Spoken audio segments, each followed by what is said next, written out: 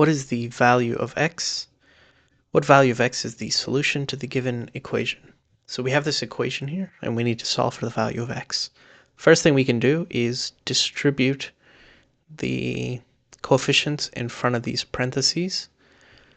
So we'll have 1/3 x, and then 1/3 times 6, that's equal to 2, minus 1/2 x, minus 1/2 times 6, that's equal to -3, and that all equals -8.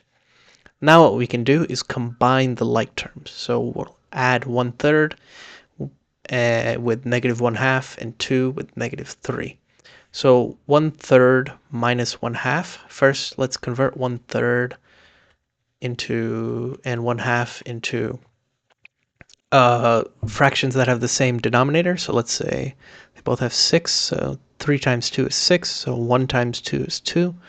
And 1/2 is just equal to 3/6. So we just converted these into equivalent fractions. And then so we need to do 2/6x minus 3/6x. That's just equal to -1/6 x. So on the left-hand side, we'll have -1/6 x, then 2 minus 3, that's equal to -1, and all of that equals -8.